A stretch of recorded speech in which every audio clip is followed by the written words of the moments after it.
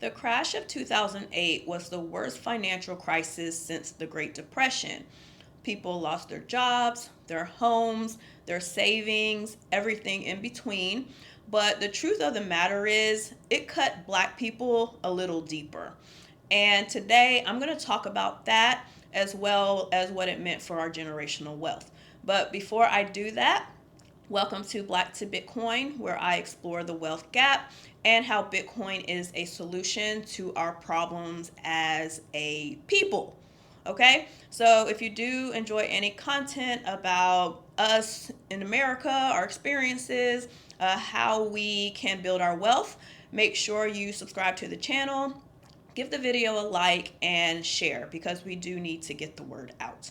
Okay, all right, so today, I'm going to just go over a few ways that the 2008 crisis affected us more, okay? I'm going to get comments about how it didn't affect us more, but the truth of the matter is your comment don't matter because it did affect us more, okay? Numbers are numbers, facts are facts. So we're going to get into those, okay? All right, let's get into it. The first one is that we just lost more wealth, period. And the reason for that is black people hold most of their savings in cash. And if they don't, we hold it in housing. And housing was one of the biggest things that were affected in the 2008 crash. Pretty much housing was one of the biggest things that are associated with the 2008 crash. So if you have an asset that most of a race has and it crashes, obviously that is going to have a huge effect on our wealth.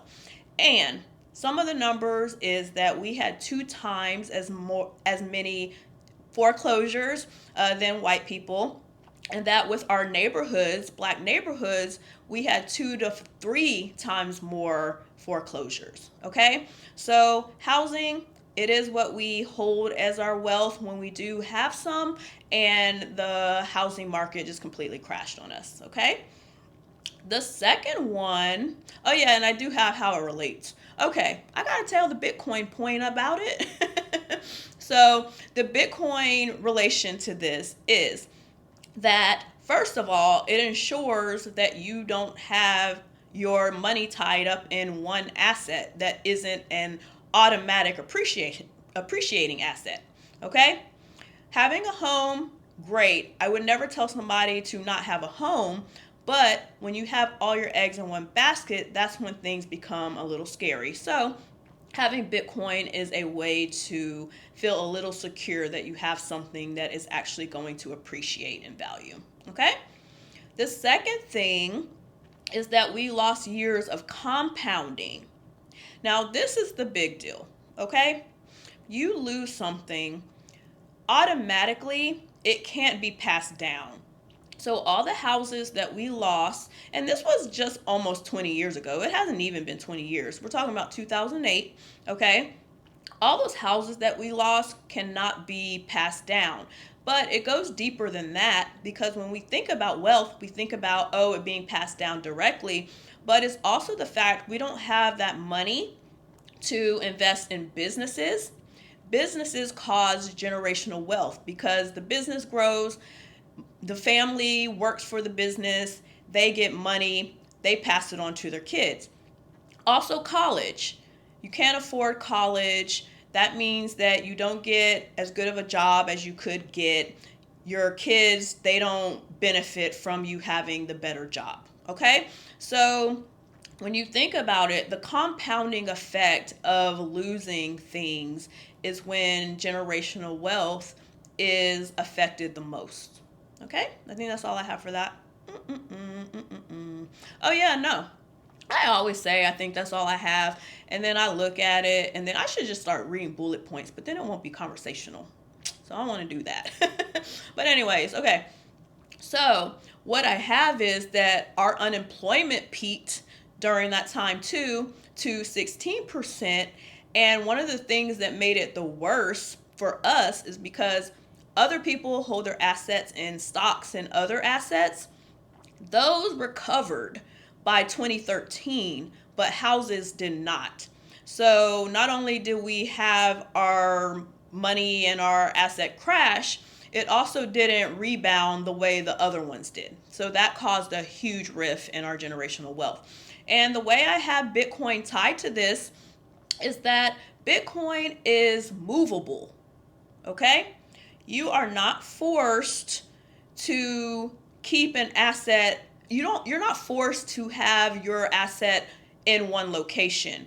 Okay? It's movable. If you were able to predict or had any inkling that the market was going to get bad, you would have to sell your house in time.